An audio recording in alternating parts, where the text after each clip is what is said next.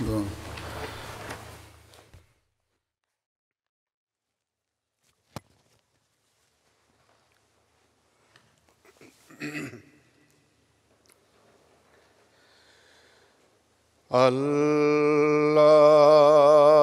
الله أكبر.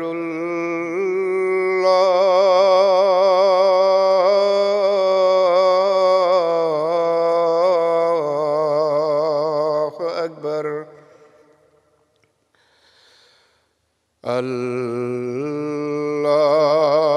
الله أكبر.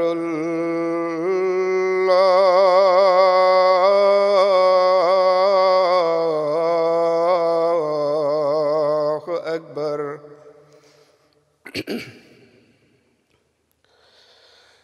أشهد أن لا إله إلا الله. أشهد أن لا إله إلا الله. أشهد أن محمدًا رسول الله.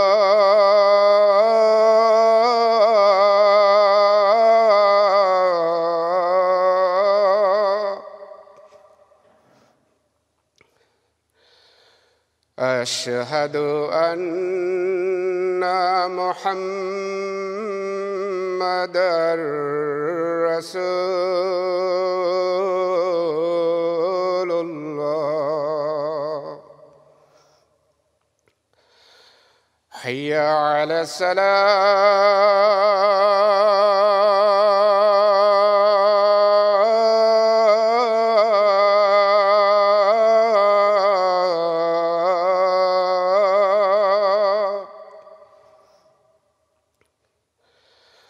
حي على الصلاة.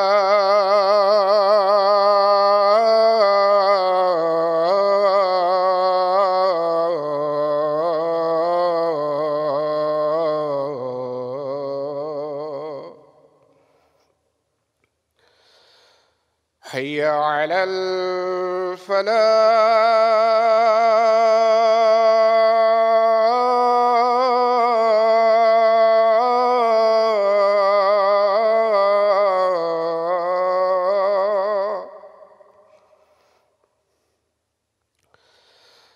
حي على الفلاح.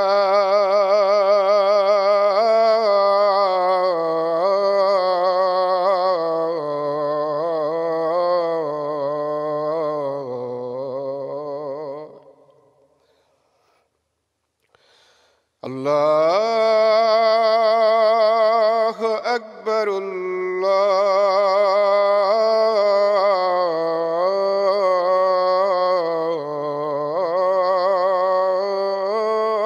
الله أكبر. لا إله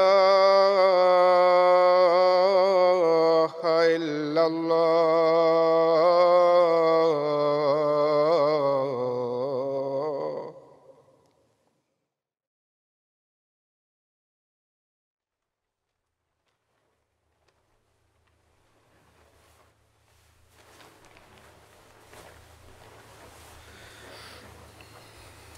السلام عليكم ورحمة الله.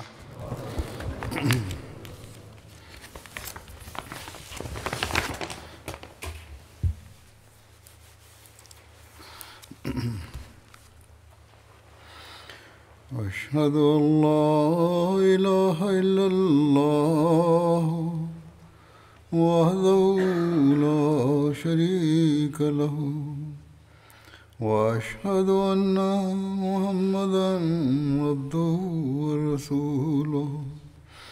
أما بعد فأعوذ بالله من الشيطان الرجيم. بسم الله الرحمن الرحيم. الحمد لله رب العالمين الرحمن الرحيم مالك يوم الدين إياك نعبد وإياك نستعين اهدنا الصراط المستقيم صراط الذين أنعمت عليهم غير المغضوب عليهم ولا الضالين.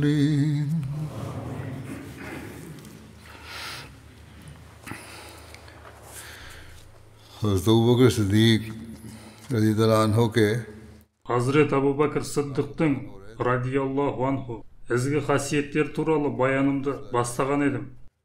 Бүгін сол тақырыпты жалғастырамын. Hazret Айшаның радиаллаху анха риwayаты бойынша الذين استجابوا لله والرسول من بعد ما أصابهم القرح للذين أحسنوا منهم واتقوا أجر عظيم. яғни өздері жарақат алғаннан кейін де Алла мен елшісінің шақыруына жауап бергендер, олардың арасынан ықылас пен ізгі амалдар істеп, тақуалық қылғандар үшін өте үлкен сый бар деген қасиетті Құранның аятын оқып, Уруаға қарап: "Уа, әпкемнің баласы, бұл аят әкең Зубайр мен Абу Бакр сияқтылар туралы." उनमें से थे कि जब रसूलुल्लाह सल्लल्लाहु अलैहि वसल्लम को ओहद के दिन Ухуд шайқасы күні кәпірлер Алла елшісіне саллаллаху алейхи уассалам қиындық тудырып, кейін кетіп қалғанда, Алла елшісі саллаллаху алейхи уассалам олар қайта шабуылдай ма деп уайымдады. Алла елшісінің саллаллаху алейхи уассалам жауды кім қуады дегенде сөзіне 70 сахаба жауап берді. Олардың арасында Зубайр мен Хазрет Абу Бакр де бар еді. Ухуд шайқасы бітіп, кетер алдында Абу Суфиян келер жылы дәл осы күндері Бәдір шайқасының болатынын қатты дауыспен жариялағанда, Алла елшісі саллаллаху алейхи уассалам жақсы деп оның сөзін қабыл алды.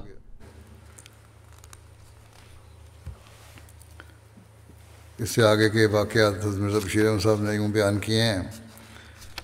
Осыған байланысты Хазреті Мирза Башир Ахмед радиаллаху анху былай деп жазды: олар бұл жеңісті абырой деп қабылдап, тез арада өз елдеріне қайтты. Бірақ Алланың елшісі саллаллаху алейхи уассалам сақтық танытып, олардың соңынан 70 адамды ғана жіберді. Олардың арасында Хазрет Абу Бакр мен Хазрет Зубайр да бар. Бұл риwayat Бухаридің хадисінен алынған. Тарихшылар Алла елшісі саллаллаху алейхи уассалам олардың соңынан Хазрет Али бастаған жасақты жіберді деп мәлімдесе, кейбіреуі жасақтың басында Хазрет Саад ибн Абу Ваққас болғанын алға тартады. Алла елшісі саллаллаху алейхи уассалам олардың Мәдинаға тағы да шабуыл жасау ниеті бар жоғын анықтауды бұйырып, оларға былай деді: егер олар түйеге мініп аттары бос болса, онда олар Меккеге қайтып бара жатыр. Және Мәдинаға шабуыл жасау ниеттері жоқ. Ал егер атқа мінсе, ниеттері жаман. Сонымен бірге ол, егер дұшпандар Мәдинаға қарай бет алған болса, дереу жедел түрде хабарлауды талап етті. Кейін Алла елшісі саллаллаху алейхи уассалам батылдықпен оларға: егер Құрайштар Мәдинаға шабуыл жасаса, Аллаға ант етемін, біз оларға лайықты түрде жауап береміз деді. Сөйтіп бұл жасақ Құрайштықтардың Меккеге қайтқаны туралы сүйінші хабарымен оралды. हज़रत अनस बिन मालिक ने बयान किया कि हज़रत अबू बकर ने रसूलुल्लाह सल्लल्लाहु अलैहि वसल्लम की वफ़ात के बाद हज़रत उमर से कहा कि हमारे साथ उम्मे ऐमन की तरफ चलें, हम उनकी ज़ियारत करें, जिस तरह रसूलुल्लाह सल्लल्लाहु अलैहि वसल्लम उनसे मिलने के लिए तशरीफ़ ले जाते थे. Анас ибн Малик былай дейді: Алла елшісі саллаллаху алейхи уассалам қайтыс болғаннан кейін Хазіреті Абу Бәкір Хазіреті Омарға бұрылып, Алла елшісін саллаллаху алейхи уассалам зиярат еткеніміздей Умми Айманға да барайық деді. Олар Умми Айманға барғанда ол жылады. Олар одан неге жылап жатқанын сұрады, және олар Алла тағаланың Алла елшісіне саллаллаху алейхи уассалам қатысты шешімі әрқашан ең жақсы болып шығады деді. Ол, мен жылауымның себебі оның елшісі саллаллаху алейхи уассалам қайтыс болғаннан кейін Алла тағаланың уахийі тоқтайды деп жауап берді. Бұл сөздерді естіген олар онымен бірге жылады. Бірде Алла елшісі саллаллаху алейхи уассалам адамдарға қарап, «Уа адамдар, Алла тағала мені сендерге түсірді, ал сендер мені өтірікші санағанда, тек Абу Бәкір ғана мені шыншыл пайғамбар ретінде қабылдап, көмек қолын аямай көрсетті» деген. मुस्लिम माऊद फरमाते हैं आपके बारे में सिर्फ हज़रत अबू बकर रज़ियल्लाहु अन्हु ही ऐसे थे जिनके मुतालिक रसूल करीम सल्लल्लाहु अलैहि वसल्लम फरमाते हैं कि तुम में से हर एक ने मेरा इनकार किया. Бұл жөнінде Хазірет уәделенген реформатор Алланың елшісі саллаллаху алейхи уассалам, сендердің көбіңменен бас тартқанда Абу Бәкір менің бойымнан ешқандай кемшілік көрмеді дегенді айтады. Худайбия келісімі кезінде Абу Джандал Алла елшісіне саллаллаху алейхи уассалам келгенде, ол осы келісім бойынша Абу Джандалды қайтарып берді. इसका तज़किरा करते हुए हज़रत बशीर साहब ने लिखा है कि मुसलमान ये नज़ारा देख रहे थे. Осыған байланысты Хазіреті Мирза Башир Ахмад бұлай деп жазды. Мұсылмандар бұл көрініске куә болып, діни ашу-ызадан көздері ашуға толып кетті. Бірақ Алла елшісіне саллаллаху алейхи уассалам деген құрмет оларды үнсіз қалдырды. Ақыры Хазіреті Омар шыдай алмады. Ол Алла елшісіне саллаллаху алейхи уассалам келіп, дірілдеген дауыспен, «Уа Алланың елшісі, сіз шыншыл емессіз бе?» дегенде, Алла елшісі саллаллаху алейхи уассалам, «Иә, солай» деп жауап берді. Хазірет Омар, «Біз ақиқатта жауабымыз өтірікте емес пе?» дегенде, Алла елшісі саллаллаху алейхи уассалам, «Иә, шынында да солай» деп жауап берді. Хазірет Омар, «Олай болса, хақ дінімізде бұл қорлыққа неге шыдауымыз керек?» деді. Хазірет Омардың бұл күйін көрген Алла елшісі саллаллаху алейхи уассалам қысқаша, «Қарашы Омар, мен Алланың елшісімін, мен Құдайдың еркін түсінемін және оған қарсылық таныта алмаймын, бірақ ол менің жәрдемшім» деді. Алайда Хазірет Омардың көңіл күйіндегі ашу-ыза әр сәт сайын күшейіп, «Қағбаны айналып тауап жасаймыз деп айтпадыңыз ба?» деді. Алла елшісі саллаллаху алейхи уассалам, «Иә, айтқаным рас, бірақ бұл тауаф биыл болады деп айттым ба?» деп сұрағанда, Хазіреті Омар, «Жоқ, олай айтпадыңыз» деді. Алла елшісі саллаллаху алейхи уассалам, «Олай болса сабыр ет. Алланың жәрдемімен сен расымен Меккеге кіріп, Қағбаны тауаф етесің» деді. Алайда ренжулі күйде болған Хазіреті Омар бұған қанағаттанбай кетіп қалды. Осыдан кейін ол Хазірет Абу Бәкірге келеді. Абыржыған күйде оған да сол сұрақты қойғанда, Хазірет Абу Бәкір оған Алла елшісінің саллаллаху алейхи уассалам жауап бергендей жауап береді. Сонымен қатар Хазірет Абу Бәкір де оған, «Уа Омар, бері қара, өз-өзіңді ұста. Алла елшісінің саллаллаху алейхи уассалам арқанынан берік ұстап, әлсіреуіңе жол берме. Алланың атымен ант етемін, біз өз қолымызбен жанымызды тапсырған бұл адам ақиқат жағында» деп кеңес берді.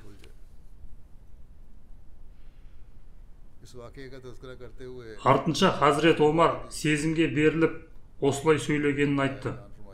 Оның айтуынша кейін қатты өкінген. оның үстіне тәубе ретінде осы әлсіздіктің салдарын жуу үшін өтеу ретінде көптеген игі істер жасады. Яғни көптеп садақа берді, ораза ұстады, нәпіл намаздар оқыды. Тіпті осы әлсіздіктен тазару үшін көптеген құлдарды азат етті. Бұл жөнінде Хазірет уәделенген реформатор радиаллаху анху бірде Алла елшісі саллаллаху алейхи уассалам сахабаларына бұрылып: мен сендерге көп бұйрық бердім, кейде беттерінен қарсылық көрдім, бірақ Абу Бәкірдің жүзінен оны ешқашан көрмедім деді. Худайбия келісімі жасалған кезде Хазірет Омар сияқты адам да қатты алаңдады. Ол Хазірет Абу Бәкірге келіп: Алла тағала бізге Қағбаны тауаф етуді уәде еткен жоқ па деп сұрады. Хазірет Абу Бәкір: иә, уәде берді деп жауап берді. Хазірет Омар одан: ал біз оны орындап қойдық па деп тағы сұрады. Хазірет Абу Бәкір оған: уа Омар, Алла тағала бізге биыл Қағбаны тауаф етесіңдер деп қашан уәде берді деп сұрады. Хазірет Омар тағы да: жеңіске жетпедік пе деп сұрады. Хазірет Абу Бәкір: бұл жеңістің нені білдіретінін Алла тағала мен оның елшісі саллаллаху алейхи уассалам жақсы біледі деп жауап берді. Алайда Хазірет Омар бұл жауапқа қанағаттанбай, Алла елшісіне саллаллаху алейхи уассалам келіп: Алла тағала бізге Қағбаны тауаф етесіңдер деп уәде еткен жоқ па деп сұрады. Алла елшісі саллаллаху алейхи уассалам: иә, уәде берді деп жауап берді. Хазірет Омар: біз Қағбаны тауаф етіп қойдық па деп сұрады. Сонда Алла елшісі саллаллаху алейхи уассалам: Алла тағала биыл Қағбаны тауаф етесіңдер деп қашан айтты? Мен де солай ойладым, бірақ Алла тағала бұл кезеңді әлі белгілеген жоқ деп жауап берді.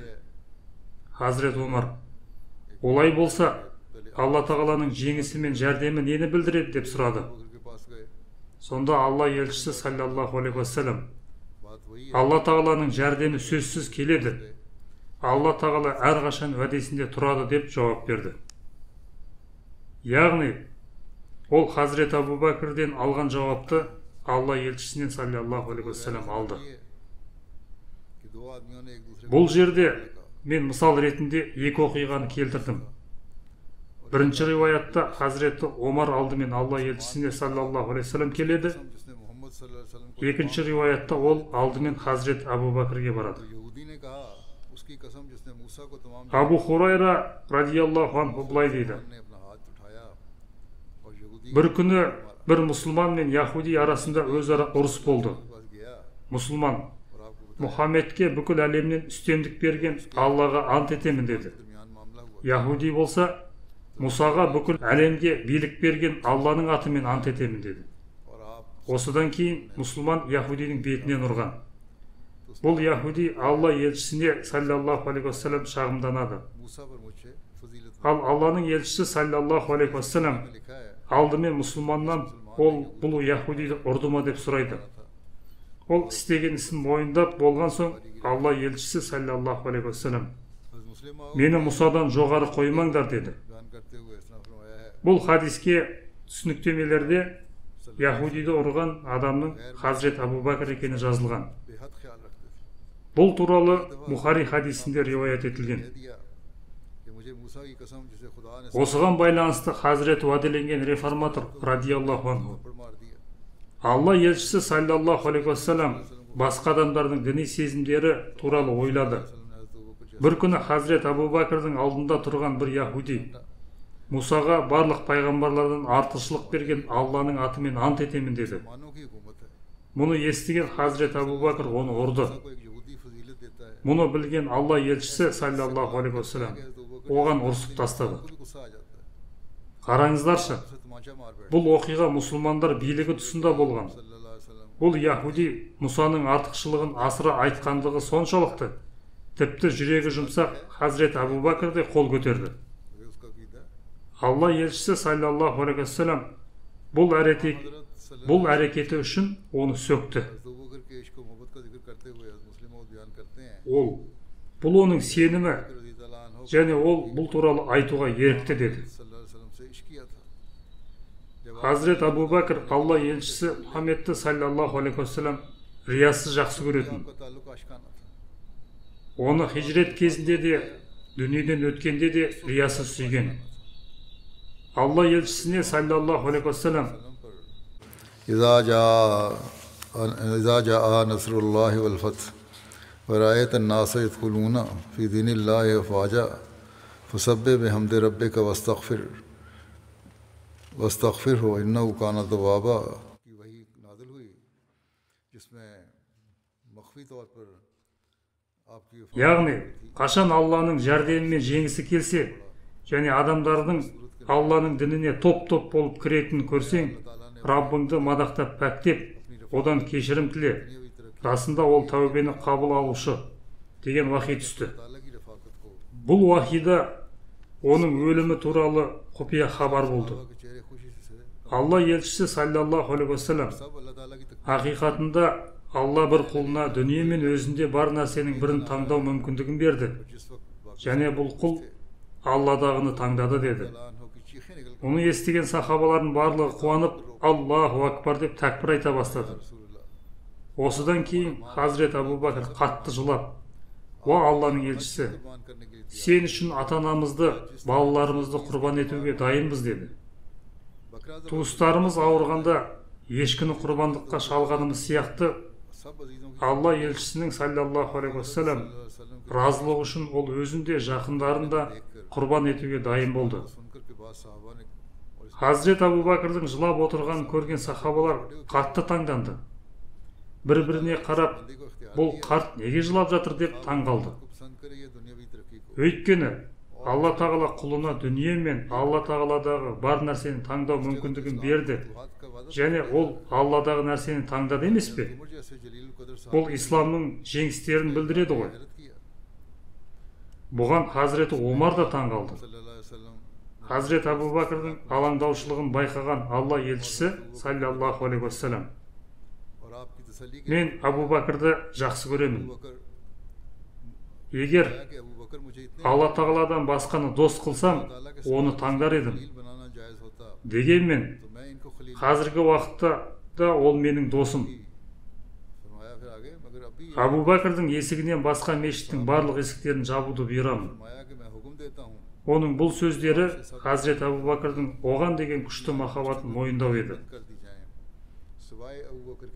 Осы күшті махаббаттың арқасында Хазірет Абу Бәкір бұл аяттарда Алла елшісінің саллаллаху алейхи уассалам жақын арада қайтыс болатыны туралы хабар бар екенін түсінді.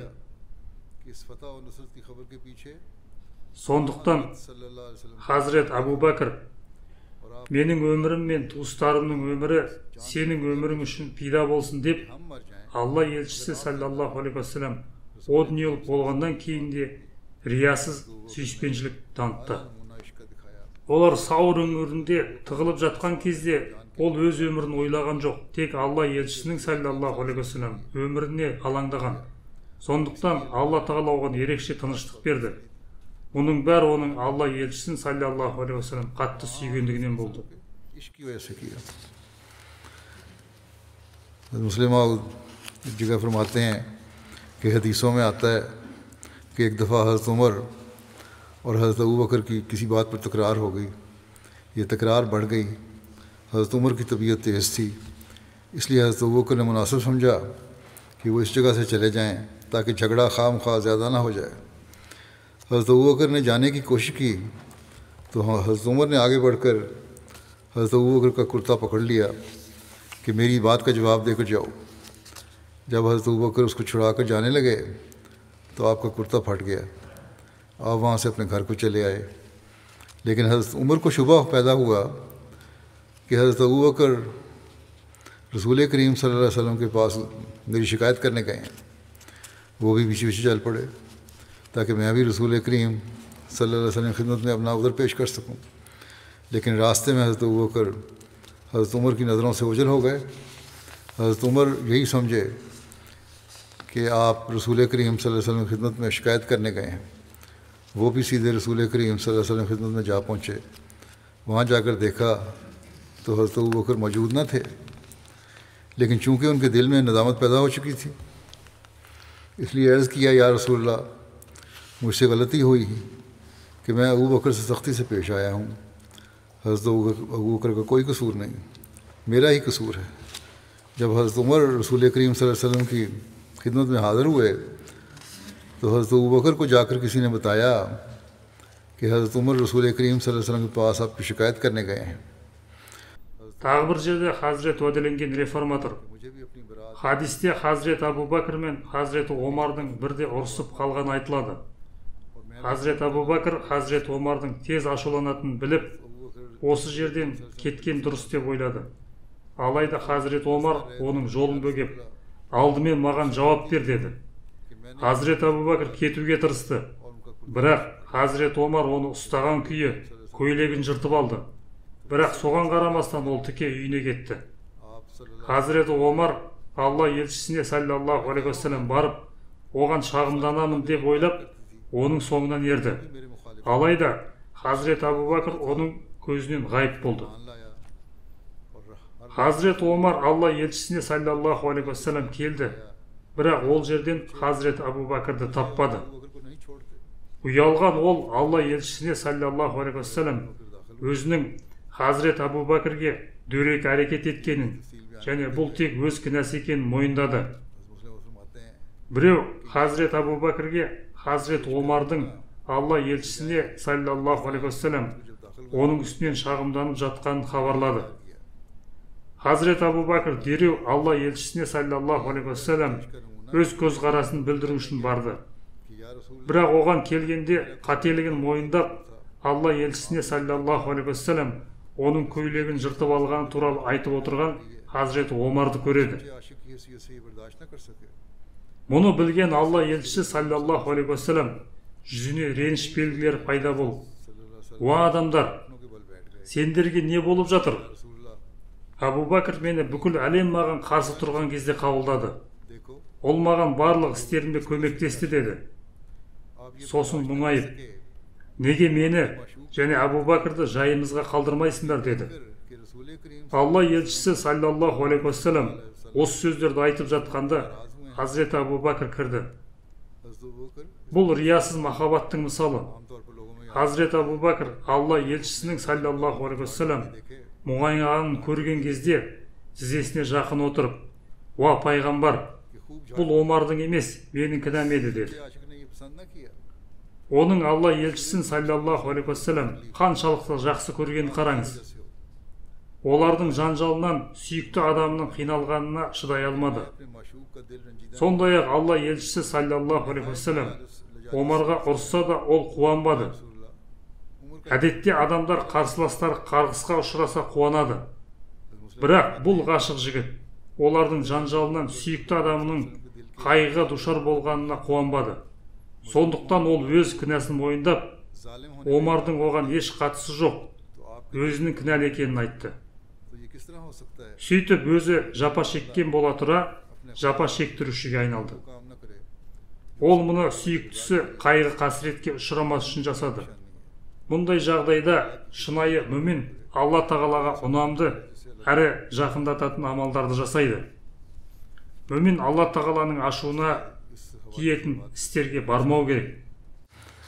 फिर मुस्लिम एक जगह फरमाते हैं, हज़रत उमर एक दफ़ा रसूल करीम सल्लल्लाहु अलैहि वसल्लम के पास तौरात का एक नुस्खा लेकर आए और कहने लगे कि या रसूलल्लाह, ये तौरात है। आप सल्लल्लाहु अलैहि वसल्लम इनकी बात सुनकर खामोश हो गए, मगर हज़रत उमर ने तौरात खोल कर उसे पढ़ना शुरू कर दिया।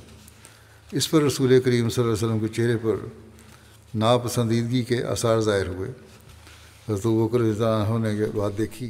Тағы бір жерде Хазірет уәделенген реформатор былай дейді: "Бірде Хазірет Омар Тәуратты әкеліп, Алла елшісінің саллаллаху алейхи уассалам алдында оқи бастады. Алла елшісі саллаллаху алейхи уассалам оған ештеңе айтпады, бірақ кейбір белгілерге қарағанда оның жүзінен наразылық байқалды. Мұны білген Хазірет Абу Бәкір Хазірет Омарға ұрсып, пайғамбарға саллаллаху алейхи уассалам ұнамағанын көрмейсің бе дейді. Осыдан кейін Хазіреті Омар Алла елшісінен саллаллаху алейхи уассалам кешірім сұрайды. Hazret уәделенген реформатор Тафсири Кабирде бұл туралы толық түсіндірме жазған. Кімде-кім Алла елшісінің саллаллаху алейхи вассалам Тауратты оқуға қатысты өз наразылығын білдіруінің себебіне қызығушылық танытса, Тафсири Кабирдің 6-шы томындағы Нұр сүресінің 3-ші аятына жүгінуіне болады. Hazrat Muslim Maud इत्तलान हो फरमाते हैं कि रसूल करीम सल्लल्लाहु अलैहि वसल्लम की मुताबिक सहाबा जिस तरह किया करते थे, इसका सबूत हज़रत अबू बकर के एक वाक़े से मिल सकता है. Одан әрі Хазірет уәделенген реформатор былай деп жазады. Алла елшісі саллаллаху алейхи вассалам қайтыс болғаннан кейін арабтардың кейбір тайпалары зекет беруден бас тартты. Ал Хазіреті Абу Бакр оларға қарсы соғысуды ұйғарды. Бұл жағдайдың қиын болғаны соншалық, тіпті Хазіреті Омар сияқты адам оған бұл адамдармен жұмсақ қарым-қатынаста болуға кеңес береді. Хазіреті Абу Бакр оған бұл туралы бұрында айтқанмын. Абу Кахафаның ұлының Алла елшісінің саллаллаху алейхи вассалам бұйрығын бұзуға еш хақы жоқ. Алланың атымен ант етемін. Егер бұл адамдар Алла елшісінің саллаллаху алейхи вассалам кезінде тіпті түйенің бас жібі түрінде зекет беріп, қазір беруден бас тартса, мен сол бас жіпке дейін аламын. Зекет бермейінше мен оларды тастамаймын. Маған көмектесе алмасаңдар да, оларға қарсы жалғыз да болсын тұрамын деп жауап берді. Қауіпті жағдайлар болды. Олы сахабалар да соғыс ашпауға кеңес берді. Алайда Хазіреті Абу Бакр Алла елшісінің саллаллаху алейхи вассалам өсиетін орындау үшін кез келген қиындыққа баруға дайын болды. Сондай-ақ сахабалар оған Усаманың әскерін жібермеуге кеңес берді. Бірақ Хазірет Абу Бакр, мен тіпті қарсыластар Меккені жеңіп, қаңғыбас иттер әйеліміздің мәйіттерін көшелерде сүйреп жүрсе де, Алла елшісі саллаллаху алейхи вассалам жіберуге бел буған әскерді тоқтата алмаймын деп жауап берді.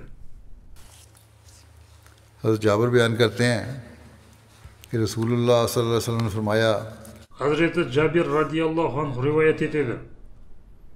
Пайғамбар саллаллаху алейхи вассалам маған, егер олар Бахрейннен мал дүние әкелсе, мен саған одан 3 уыс берер едім деген. Алайда пайғамбарымыз саллаллаху алейхи вассалам дүниеден өткенге дейін Бахрейннен дүние мүлік әкелінбеді. Ақырында Бахрейннен мал мүлік әкелінгенде Хазірет Абу Бакр, Алланың елшісі саллаллаху алейхи вассалам кімге бір нәрсе уәде еткен немесе кімге қарыз болса бізге келсін деп жар салуды бұйырды. Мен оған келіп, расында пайғамбар саллаллаху алейхи вассалам маған бұлай деп айтты дедім. Ол маған 1 уыс тиын берді. Мен санағанда 500 тиын болып шықты. Содан кейін ол маған осындай көлемде тағы 2 рет ал деді. हज़रत अबू सईद खुदरी ने बयान किया कि जब बहरैन से माल आया तो मैंने हज़रत अबू बकर के मुनादी को ये आवाज़ देते हुए सुना कि जिस शख्स से रसूलुल्लाह सल्लल्लाहु अलैहि वसल्लम ने कोई वादा किया हो तो वो आए। लोग हज़रत अबू बकर के पास आए तो वो उन्हें देते थे। फिर हज़रत अबू बशीर माज़नी आए, उन्होंने कहा कि रसूलुल्लाह सल्लल्लाहु अलैहि वसल्लम ने फरमाया, ए अबू बशीर, जब हमारे पास कुछ आए तो हमारे पास आना। इस पर हज़रत अबू बकर ने उन्हें 2 या 3 लप भर कर दिया, जिसको उन्होंने 1400 दिरहम में पाया। लप का मतलब है कि दोनों हाथों से पूरा भर के।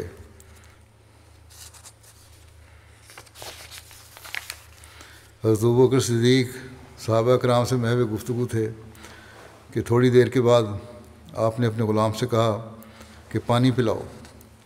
ग़ुलाम कुछ देर के लिए मिट्टी के एक बर्तन में पानी लाया। हज़रत अबू सईद खुदरी Бахрейннен мал мүлік әкелінген кезде мен бір кісінің, егер Алла елшісі саллаллаху алейхи вассалам бір нәрсеге уәде берсе, адамдар Хазірет Абу Бакрге барсын, ол оны береді деп хабарлағанын естідім дейді. गुलाम ने कहा कि पानी में शहद मिलाया है। Оған Абу Машир Мазни келіп, Алла елшісінің саллаллаху алейхи вассалам мал мүлік келгенде өзіне келуімді бұйырды. की आंखों से आंसू Сосын Хазірет Абу Бакр маған 3 уыс тиын берді. हिचकियां बांध Мен оларды санадым, онда 1400 дирхам болды деді. और आपको शदीद गिरिया तारी हो गया। Бірде Хазірет Абу Бакр तसल्ली देने लगे। сахабамен сөйлесіп, रसूल आपको क्या құлға одан су беруін өтінеді. कदर शदीद क्यों रो रहे हैं? Сонда қыш ыдыспен су алып келді. क्या भरकर क्यों रो रहे हैं? लेकिन हज़रत अबू बकर सिद्दीक़ ने Әлгі суды аузына апарғанда оған бал араласқанын көрді. को देखकर रोना Ол бірден ыдысты қойып, құлдан бұл не деп сұрады. लेकिन हज़रत құл अबू बकर бұл бал қосылған су деп жауап берді. जब आपके आंसू जरा थमे तो लोग Хазіреті Абу Бакр бұл суға үнсіз қарап, सल्लल्लाहु अलैहि वसल्लम біраз уақыттан кейін көзінен жас ағып қатты жылай бастады. Адамдар одан अपने कपड़े неге жылайсыз деп сұрады. Бірақ ол жылауын тоқтатпаған соң адамдар да жылап жіберді. नबी करीम सल्लल्लाहु अलैहि वसल्लम Кейін олар жылауын тоқтатқанмен Хазірет Абу Бакр жылауын тоқтатпады. मैंने हज़रत सल्लल्लाहु अलैहि वसल्लम को Көз жасы тоқтаған соң адамдар одан, चीज़ दूर уа пайғамбардың халифасы, चीज़ मुझे नजर नहीं आ रही थी। бұл жылауыңыздың сыры неде? बाद में फरमा रहे थे және не нәрсе сізді жылатты деп сұрады. मुझसे दूर हो जाओ। Хазірет Абу Бакр көз жасын көйлегінің шетімен сүртіп, या रसूलुल्लाह өз-өзіне келді де, मैंने आपको мен Алла елшісінің саллаллаху алейхи вассалам қайтыс болуына дейін зиярат еттім. आ रहा था। Ол өзінен әлсіз дауыспен उन्होंने मेरी तरफ मुतवज्जह бірдеңені итеріп жіберді де, ये दरहक़ीक़त менен аулақ жүр деді. जो अपनी तमाम आराइश Мен оның не итеріп жатқанын көре алмадым. थी, Сонда мен одан, өзіңізден нені итеріп жатырсыз? एक कश्मीर Мен ештеңе көріп тұрған жоқпын дедім. Алла елшісі саллаллаху алейхи вассалам, हो गई। шынында мен дүниенің байлығы мен жайлылығын өзімнен ығыстырдым. वो लोग आप सल्लल्लाहु अलैहि वसल्लम Олар маған, आएंगे сен одан құтылдың, नहीं बच सकेंगे। алайда сенен кейінгі адамдар бұдан құтылмайды деді. परेशानी Сонда Хазірет Абу Бакр, और गम мен судың балмен араласып кеткенін көргенде, इस शहद से дүние байлығы бізді басып кетпей ме деп қорықтым. इस दुनिया ने मुझे Сондықтан мен жыладым деді. इसलिए मैं सिस्कियां भरकर रोया। Бұл оның Алла тағаланың қаһарынан соншалықты қатты қорқуы еді. फतुहात इराक में एक कीमती चादर हासिल हुई।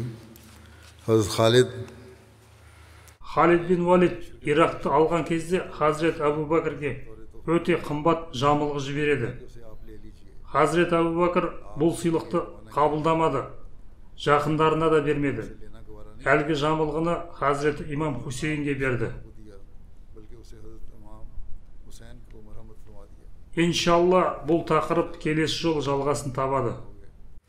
इस वक्त मैं दो मरहूमीन का जिक्र करना चाहता हूँ और उनका जनाजा गायब भी पढ़ाऊँगा बाद में इंशाअल्लाह।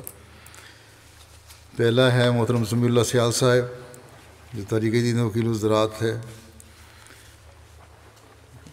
89 साल की उम्र में Бүгін жамағатымыздың екі марқұмы жайында айтып, иншалла жаназа ғайып намазын оқимын.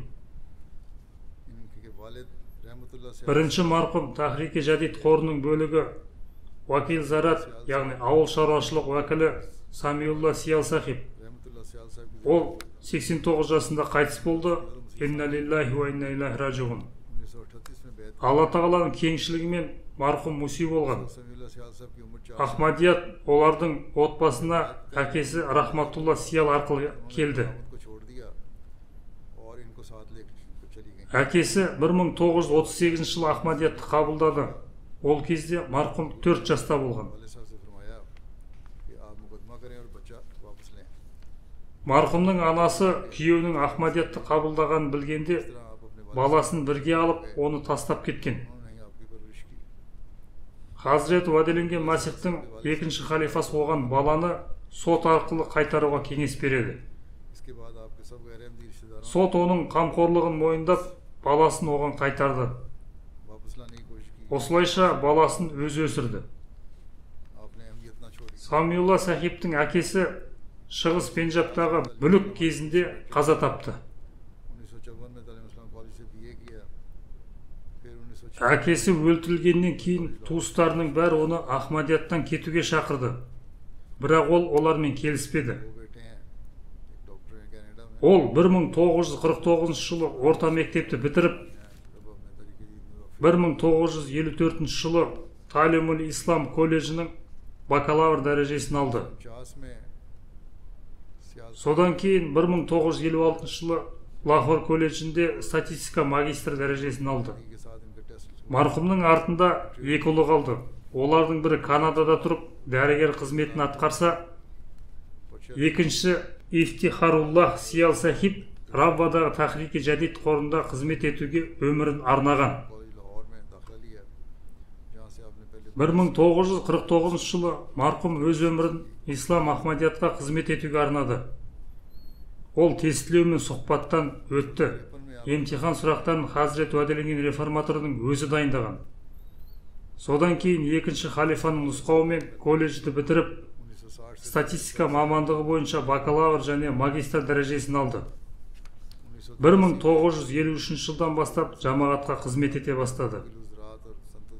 1960-1960 жылдары Сьерра-Леонеда қызмет етті.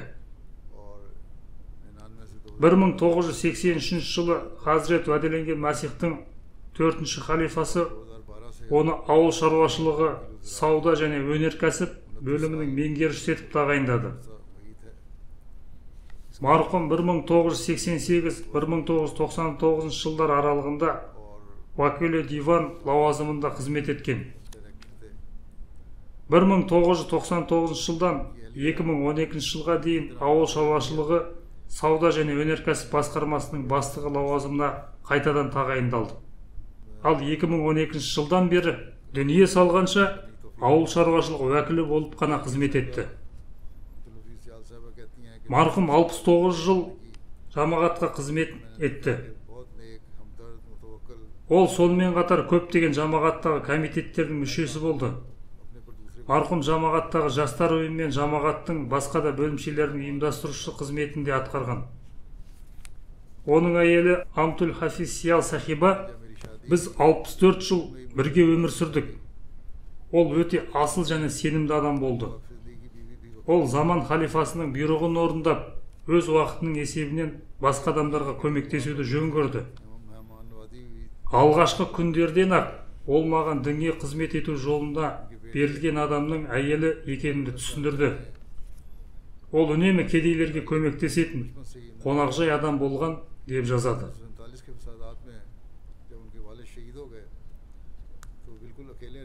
Оның ұлы Ифтихаруллах Сиял, ол бала кезінен жамағатты жақсы көріп, соған берілген.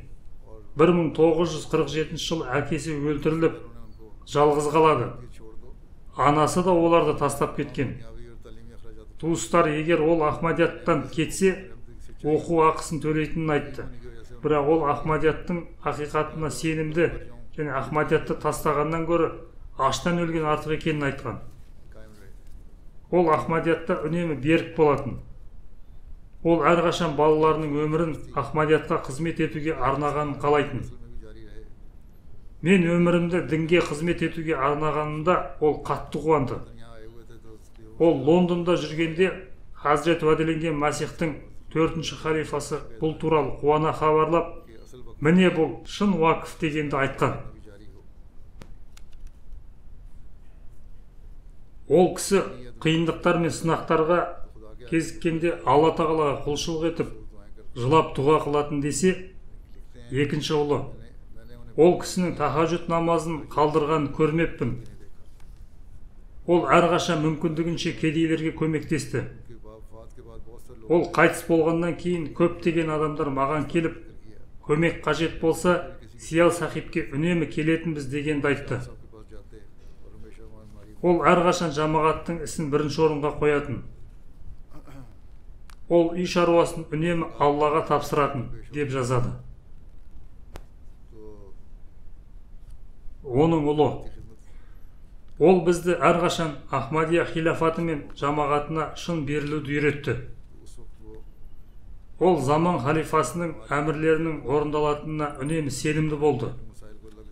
Оның айтуынша, Хазірет уәделенген Масихтың 2-ші халифасы алғаш барған кезде Черчилль 80 жаста болған.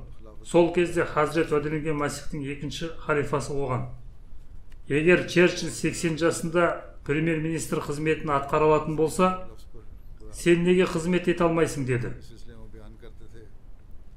Оның айтуынша, осыдан соң ол: өмірімізді дінге қызмет етуге арнағандар біздер 80 жылға дейін өмір сүреміз деген қорытындыға келген. Яғни оның әріптестері Чаудри Хамидулла мен Муслихуддин Сахиб те 80 жастан артық өмір сүрді.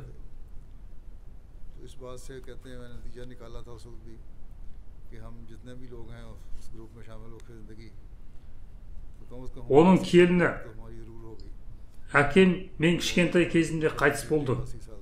Ол әкемнің маған деген махаббатын ауыстырды. Мен 22 жыл бойы ол кісінің маған деген әкелік махаббатын сезіндім. Ол Ахмадия хилафатын қатты жақсы көретін, шыншыл және қонақжай адам болды. Ол әр уақытта Алла тағаланы еске алатын, Алла тағалаға болмашы нәрсеге де шүкіршілік ететін. Балаларымды жақсы тәрбиелерді. Оларға Құран кәрімнің аудармасын және уәделенген Масихтың алейхиссалам кітаптарын үйренуді насихаттап, әрқашан білімдерін сынап отырды. Балаларым қасында болғанда ол оларға үнемі Ахмадия хилафаты туралы айтып отыратын. Тіпті кішкентай бала қонаққа келсе де оған қонақжайлық танытатын деп жазады. Вакил Зираттың орынбасары Басил Сахиб марқұм жанашыр адам еді және Ахмадия хилафатын қатты жақсы көретін.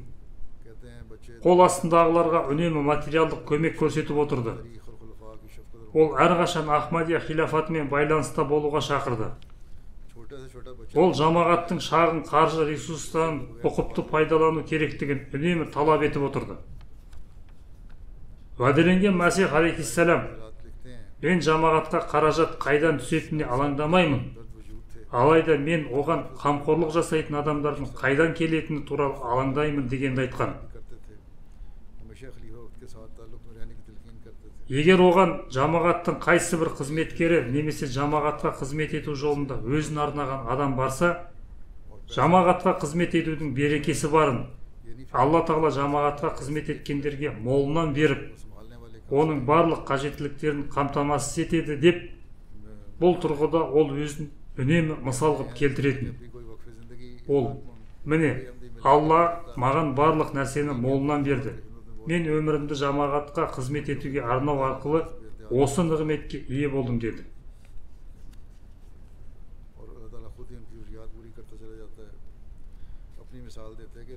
Насрин Хай Сахиба: марқұм біздің отбасымыздың маңызды мүшесі болатын. Ата-анам оны қатты құрметтейтін.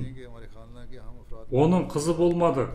Мен 7-8 жасымда ол маған қамқоршы болды. Тұрмысқа шыққанша оның үйінде тұрдым.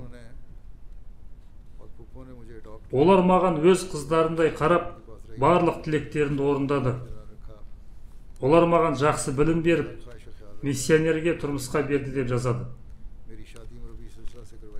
Фазли Омар қорының хатшысы Махмуд Тахир: марқұм маған Хазірет уәделенген Масихтың екінші халифасы оны магистратураға оқуға қалай жібергенін айтып берді.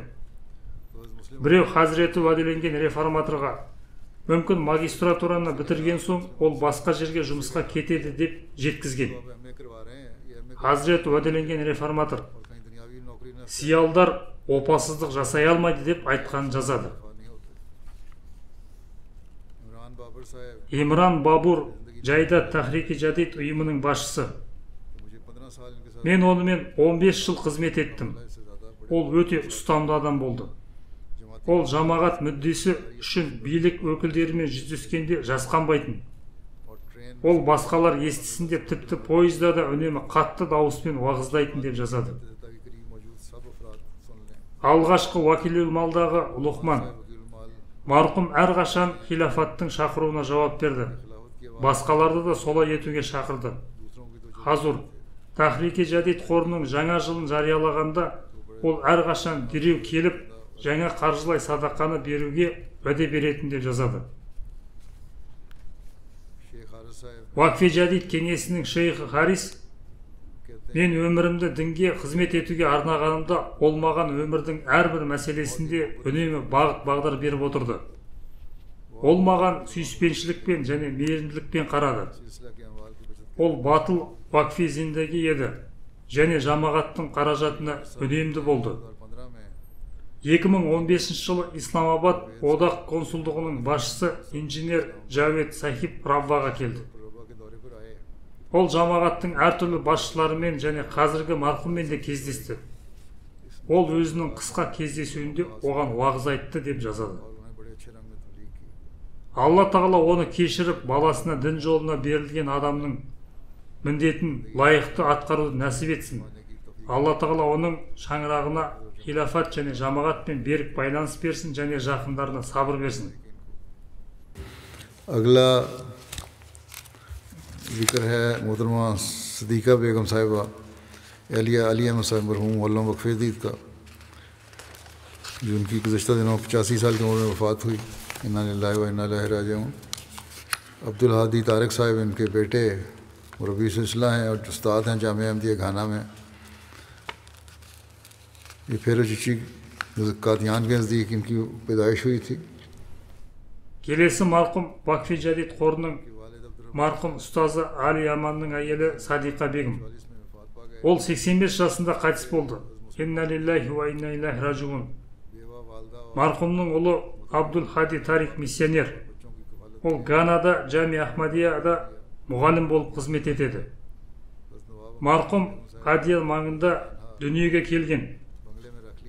Оның әкесі Абдурахман 1944 жылы жас кезінде қайтыс болды. Уәделенген реформатор әйелін Қадиянға шақырып, оны өз қамқорлығына алды. Наваб Аматул Хафиз оларды өз үйінен орынмен қамтамасыз етті. Миссионер бұлай деп жазады: осылайша менің нағашы әжем Аматул Хафиз бегімнің қол астында қызмет етті.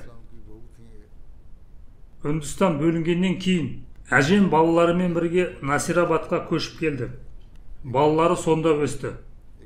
Ол Хазірет уәделенген Масихтың алейхиссалам сахабасы Хазірет Мия Алла Деттаның келіні болатын. Ол өмірін дін жолына арнаған жандардың жары мен анасы болды. Ол өз өмірін дінге қызмет етуге берілген адам рухында өткізді. Кез келген қиын жағдайда күйеуімен бірге болды. Ол өмірінде одан ештеңе талап еткен емес. Марқұмның бойында кішіпейілділік, биязылық, қонақжайлылық, жұмсақтық, азға қанағаттану, өзгенің қателігін жасыру, сабырлық, батылдық сияқты көптеген жақсы қасиеттер болған. Ол өмір бойы ешкімге шағымданбаған, өсек аяңға құлақ аспаған. Ол үнемі 5 уақыт намазды және тахаджуд намазын оқыды. Өмірінің соңғы күндері намазды дұрыс оқи алмай, «Уа Алла, маған дұрыс ғибадат етуді нәсіп ет» деді. Оның артында 2 қыз, 3 ұл қалды. Жоғарыда айтқанымдай, оның бір ұлы Африкада миссионер болып қызмет етуде. Ол оның жерлеуіне келе алмады.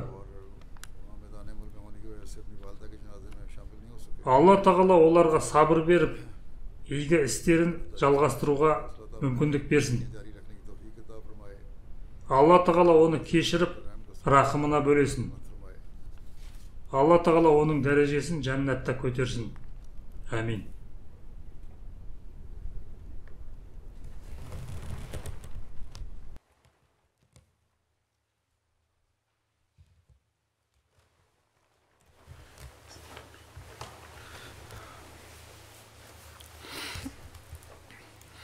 الحمد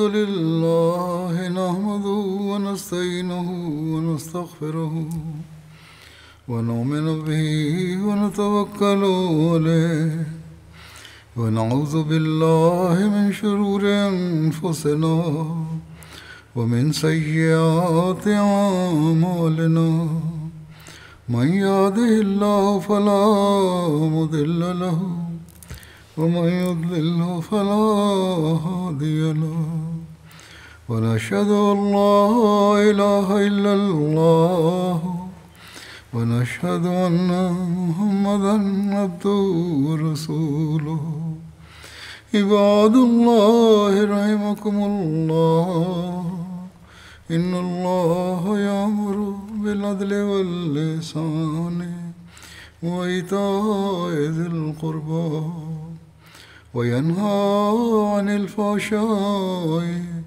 والمنكر والبغي يعظكم لعلكم تذكرون اذكروا الله يذكركم وادعوه يستجب لكم ولذكر الله أكبر